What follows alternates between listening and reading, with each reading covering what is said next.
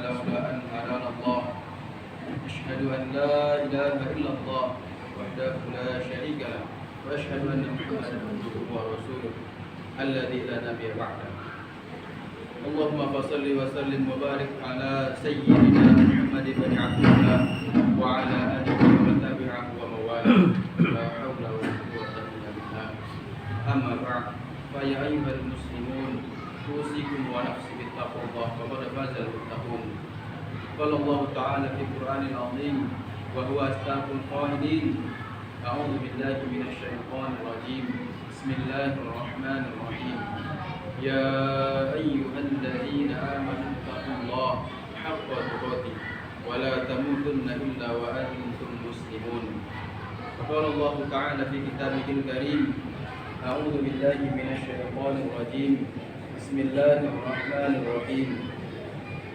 الذي خلق الموت والحياة ليبلوكم أيكم أحسن عملا وهو العزيز الغفور صدق الله العظيم. Alhamdulillah, bersyukur kita kepada Allah dengan mengucapkan Alhamdulillah. Segala sesuatu, langkah kaki, ayunan tangan, detak jantung, aliran darah, hembusan nafas, semua terjadi. Semua bisa kita jalankan, semua bisa kita lakukan, semua bisa kita rasakan berkat izinnya Allah Subhanahu wa taala. La haula wala quwwata illa billah. Tiada daya dan upaya kecuali pertolongan Allah. Berapa banyak orang yang sekarang Allah berikan kesempatan, tapi tak Allah berikan kesehatan. Dan berapa banyak orang yang Allah berikan kesehatan, tapi tak Allah berikan kesempatan. Dan berapa banyak orang-orang yang memiliki keduanya, tapi dia menyia-nyiakannya. Salawat kita kepada Rasulullah sallallahu alaihi wasallam dengan mengucapkan Allahumma salli ala sayyidina Muhammad wa ala ali sayyidina Muhammad. Dia yang kita harapkan syafaatnya. Kita tidak pernah berjumpa dengan dia, tapi rindu tetap ada. Kita hanya dipisahkan oleh waktu, tapi disatukan oleh rindu. Maka berbanyaklah berselawat kepadanya. Dan insyaallah dengan berbanyak selawat kepadanya mendekatkan kita dengan dia. Insyaallah. Sallu ala Nabi Muhammad. Allahumma salli wa sallim wa barik. Di sini khatib juga mengajak sekaligus mengingatkan diri khatib sendiri khususnya dan untuk kita semua, marilah sama-sama kita meningkatkan ketakwaan kita kepada Allah Subhanahu wa taala. Yang insyaallah dengan berbagai takwa itulah peluang kita untuk menjadi orang-orang yang beruntung, bukan menjadi orang yang beruntung, menjadi orang-orang yang sukses, bukan menjadi orang-orang yang kufur. Sebentar lagi kita akan memasuki Hari Raya Idul Adha, yang dimana setiap tahunnya kita laksanakan sesuai dengan syariat Islam, yaitu kurban. Berkurban itu sudah kita jadikan seperti kewajiban bagi yang mampu. Mungkin bagi sebagian orang itu hal yang terlihat biasa, karena mungkin hasil dari apa yang kita kurbankan tidak terlihat. Di sini khatib ingin mengajar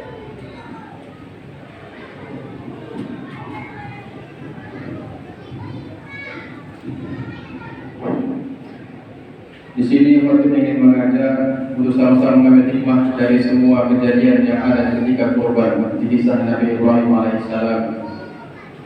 Ada beberapa hikmah yang bisa kita ambil, di antaranya yang pertama tentang betapa baktinya Nabi Ibrahim kepada orang tuanya. Sekalipun orang tuanya punya berhala, sekalipun orang tuanya itu seorang yang kafir. Ketika Nabi Ibrahim mengajarnya, wahai ayah, ikutlah denganku, bertakwalah kepada Allah, engkau akan selamat. Tapi apa kata Azar? La ilam tantahi. Kalau kau tak berhenti mendakwai aku, kalau kau tak berhenti untuk mengajak aku, kalau kau tak berhenti untuk mengajak bertakwa kepada Allah, la arjukan naga. Kan boleh buat kau dengan baju. Sekalipun kau anakku, sekalipun kau darah dagingku, kalau kau tak berhenti untuk mendakwai aku, kalau kau tidak berhenti untuk mengajari aku, untuk mengajak aku, la ilam tantahi, la arjukan aku. Akan boleh buat kau dengan baju, akan kurangnya engkau. Begitu kasarnya, begitu kejamnya. Wajur Maria, pergilah kau, tinggalkan aku dalam waktu yang lama, kata Azar. Pergilah kau wahai Ibrahim. Azar mengusir anaknya Ismail, mengusir anaknya Ibrahim. Tapi apa jawab Ibrahim? Apakah Nabi Ibrahim melawan? Tidak. Apakah Nabi Ibrahim membalas? Tidak. Tapi kata Nabi Ibrahim, Astaghfirullah laka Rabbi. Sesungguhnya ya ayahku, aku akan memohonkan ampunan kepadamu, kepada Allah. Innahu kana bi habiyya. Sesungguhnya Allah sangatlah baik kepadaku. sekalipun kau kasar kepadaku, sekalipun kau menyembah berhala, engkau tidak akan pernah luntur dari hatiku, tidak akan pernah lepas kasih sayangku kepadamu. Begitu baktinya seorang anak yang patut kita tiru dengan orang tua kita. Kita yang hidup dalam keluarga muslim, yang terlahir dalam keadaan Islam, coba kita perhatikan, coba kita renungkan sejenak, coba kita ingat sejenak sebentar. Bagaimana sikap kita dengan orang tua kita, yang mungkin sekarang kita sudah dewasa, ada di antara kita yang sudah berkeluarga, ada yang sudah punya anak, punya istri.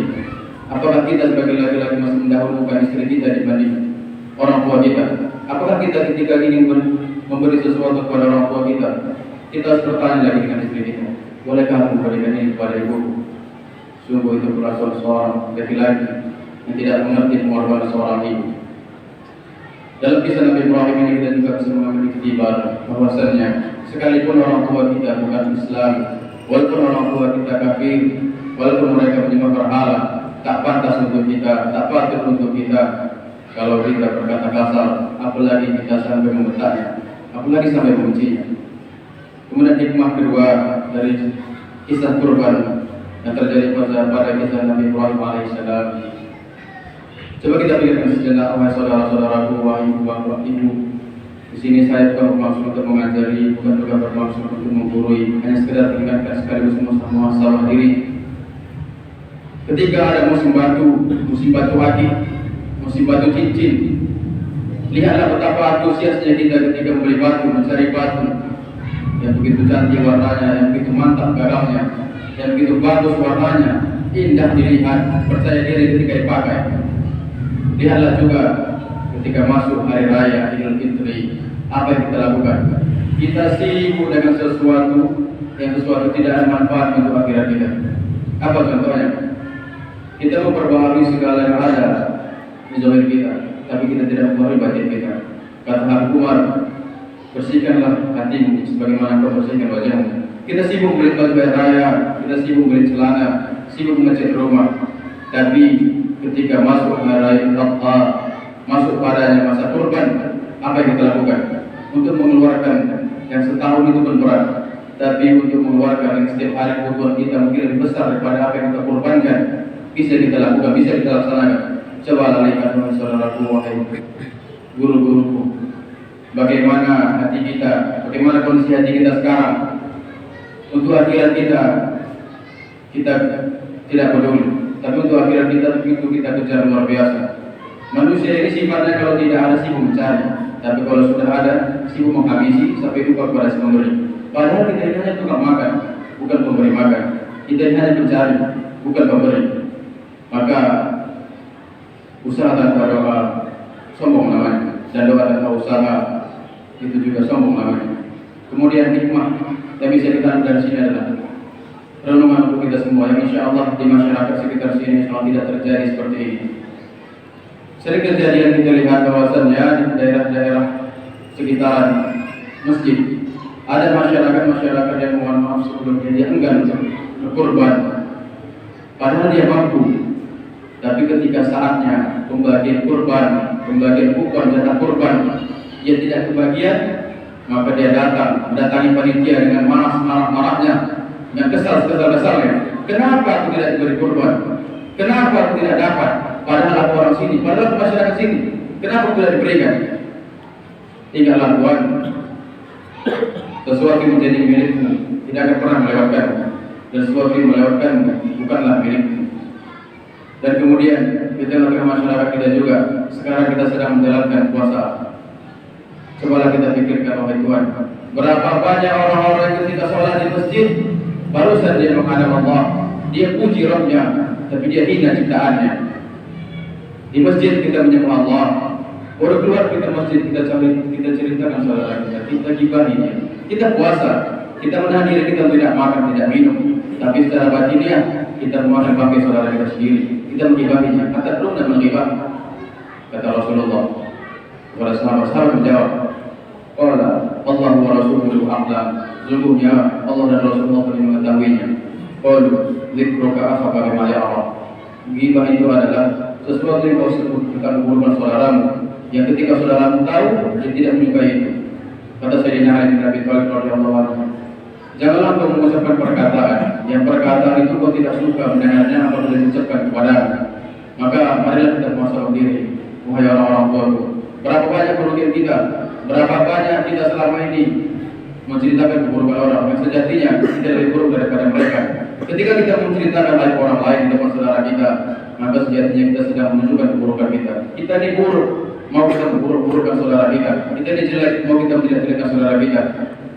Hanya orang hina yang menghinakan orang lain, hanya orang mulia yang memuliakan orang lain. Betapa sering kita lihat terjadi di masjid-masjid, masyarakat dengan masyarakat menggibahi BKM-nya, BKM sama pengurus menggibahi masyarakatnya, menggibahi pengurus masjidnya. Kalau memang ada masalah, ya kita cari siapa yang salah, tapi coba kita selesaikan apa yang salah. Kemudian hikmah di antara ini semua adalah di tengah-tengah bulan puasa menjelang hari raya Idul Adha ini, marilah kita saling menyambung tali silaturahmi. Karena kata Rasulullah di hadis yang sahih, la yadkhulul jannah qati'ur rahim. Kalau siapa yang harus saling kecuali silaturahmi, maka tidak ada masuk surga, sekalipun amal banyak. Maka untuk kita semua yang berada di sini, yang berhadir di sini, kalaulah kita dengan tetangga kita sampai sekarang belum berbicara, belum bercakap-cakapan, hanya karena masalah politik, hanya karena masalah dunia, apalah arti akhirat kita selama ini kita kejar. Kita puji Rabb kita puji Tuhan kita, tapi kita hina hambanya, kita hina ciptaannya. Luar biasa. Di antara kita memang mungkin belum sadar, tapi ingatlah, kalau ada di antara kita yang mungkin sekarang bisa ke masjid, ada saudara kita yang boleh ke masjid, dan kita izin, mungkin kita di masjid ini belum tentu istiqomah, tapi dia bisa jadi husnul khatimah. Berapa banyak orang-orang ketika di masa mudanya dia taat kepada Allah, dia rajin ibadah, hindari maksiat, taat kepada Allah. Tapi siapa menduga, siapa yang menyangka ketika di akhir hayatnya dia mati dalam keadaan husnul khatimah. Berapa banyak orang-orang di luar sana yang sekarang mungkin sedang bermaksiat, sedang berbuat zalim, meninggalkan sesuatu yang diwajibkan, tidak mengikuti syariat yang menjalankan. Tapi siapa menduga, siapa yang menyangka di akhir hayatnya dia mati dalam keadaan husnul khatimah. Orang sukses dalam Islam itu bukan yang bisa menggapai cita-citanya dengan apa yang dia punya, bukan yang berhasil memiliki pangkat jabatan, mendapatkan gelar yang panjang, pergi haji, atau punya rumah besar, mobil mewah, kendaraan banyak, anak yang banyak. Tapi dalam Islam orang yang sukses itu adalah orang yang berhasil mati dalam keadaan husnul khatimah. Makanya kita ketika sholat selalu minta, ya Allah, Allahumma ja'alna khairal kalamina inda intihai ajalina. Ya Allah, jadikan setiap akhir hayatku, jadikanlah ketika akhir hayatku nanti mati dalam keadaan husnul khatimah, mengucapkan la ilaha illallah Muhammadur Rasulullah. Untuk itu semua kata Imam Syafi'i, barang siapa yang ingin husnul khatimah di akhir hayatnya, maka hendaklah dia berprasangka baik kepada saudaranya. Maka kita sambung lagi jelas dari silaturahmi kepada saudara kita yang mungkin sekarang kita perlu bercakapan dengan saudara kita hanya karena masalah sepele, hanya karena masalah-masalah yang mungkin itu tidak sepatutnya untuk dibesar-besarkan, tapi karena ego dan emosi kita yang tidak bisa kita kendalikan, jadi kita bermusuhan, jadi kita tidak bercakapan dengan saudara kita. Janganlah sampai terjadi oleh saudaraku. Ingatlah, barang siapa yang membicarakan keburukan saudaranya di depan orang lain, maka bisa dipastikan orang itu pun akan membicarakan keburukan kita kepada orang lain pun kita tidak ada di hadapan dia. Kemudian di antara hikmah silaturahmi ini adalah panjangkan rezeki, belajar ke rezeki, memanjangkan umur. Yang dimaksud dengan memanjangkan umur bukan umur kita yang bertambah, karena pada Allah sudah Allah tentukan maut. Tapi yang dimaksud dengan bertambahnya umur adalah bertambahnya keberkahan. Yang dulunya umur kita tidak bermanfaat, sering kita sia-siakan dengan hal yang mungkin tidak bermanfaat untuk akhirat kita. Tapi sekarang setelah Allah berhidayah, semua waktu kita gunakan di jalan Allah, semua rezeki yang Allah kasih kita gunakan di jalan Allah. Maka dari itu sejatinya apa yang kita beri itulah menjadi milik kita nanti. Yang kita makan akan busuk, yang kita pakai akan laku, yang kita tabungi belum tentu bisa kita nikmati. Tapi sesuatu yang kita sedekah dan kita bagi-bagi, itulah yang bisa jadi milik kita dan nolong kita setelah kita mati. Sedekah sirri pada paruh kita Rasul. Salah satu hikmah ketika kita bersedekah secara diam-diam adalah menghindarkan kita dari mati dalam keadaan su'ul khatimah. Berapa banyak sekarang di akhir zaman ini, wahai saudaraku, wahai orang-orang tuaku, orang bisa mati mendadak, orang bisa mati tanpa sebab, lagi tidur mati, sedang naik kendaraan mati, sedang berbuat sesuatu mati. Perlu kita ingat, Kata guru-guru kita, seseorang itu akan dimatikan sesuai dengan kebiasaannya dan akan dibangkitkan sesuai dengan kebiasaannya. Dengan siapa dia berkumpul di dunia bisa mencerminkan dengan siapa dia berkumpul di akhirat kelak. Maka berkumpullah kita dengan orang-orang soleh, datangi majelis-majelis ilmu mereka, karena insya Allah dengan keberkahan mereka kita bisa mendapat syafaat mereka.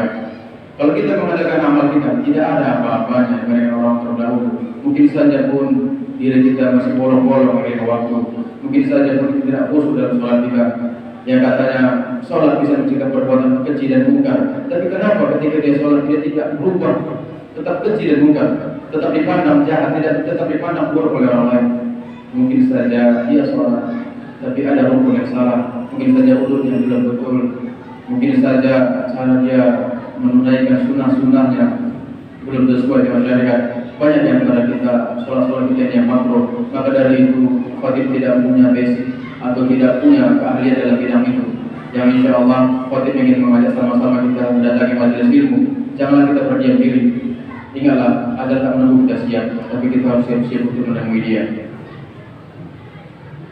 Di antara 3 pesan hikmah ini, pertama tentang orang tua, kedua tentang berkorban, ketiga tentang silaturahmi. Memang singkat, semoga bermanfaat. Faktabiru ya ulil absar. Barakallahu li wa lakum fil Qur'anil azim. Wa nafa'ani wa iyyakum bima fihi min al-ayati wal dhikril hakim. Wa taqabbal minni wa minkum tilawatahu innahu huwal ghafurur rahim.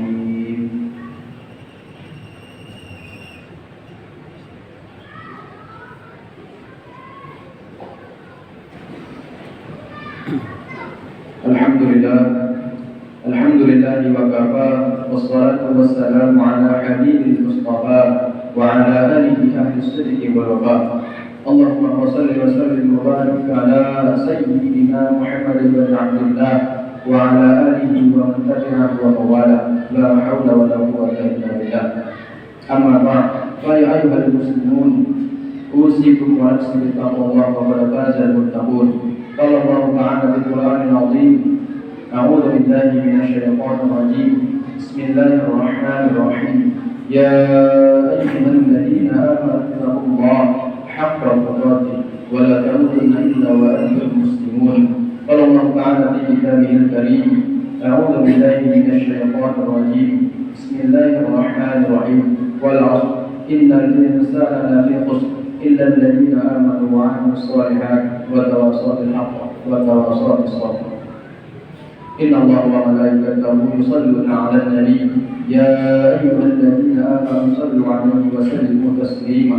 اللهم صل على سيدنا محمد وعلى آل سيدنا محمد كما صليت على سيدنا إبراهيم وعلى آل سيدنا إبراهيم وبارك على سيدنا محمد وعلى آل سيدنا محمد كما باركت على سيدنا إبراهيم وعلى آل سيدنا إبراهيم في العالمين إنك حميد مجيد. اللهم اغفر للمسلمين والمسلمات والمؤمنين والمؤمنات الأحياء منهم والأموات برحمتك يا أرحم الراحمين. اللهم اجعل جمعنا هذا جمعا مرحوما وتفرقا من بعده تفرقا معصوما واهدنا يا الله إن الصراط المستقيم. ربنا ظلمنا أنفسنا وإن لم تغفر لنا وترحمنا لنكونن من الخاسرين. ربنا آتنا في الدنيا حسنة وفي الآخرة حسنة وقنا عذاب النار. والحمد لله رب العالمين. إن الله يأمر بالعدل والإحسان وإيتاء ذي القربى وينهى عن الفحشاء والمنكر والبغي يعظكم لعلكم تذكرون. فاذكروا الله العظيم يذكركم واسألوه من فضله يؤتيكم ولذكر الله أكبر. أقيموا الصلاة.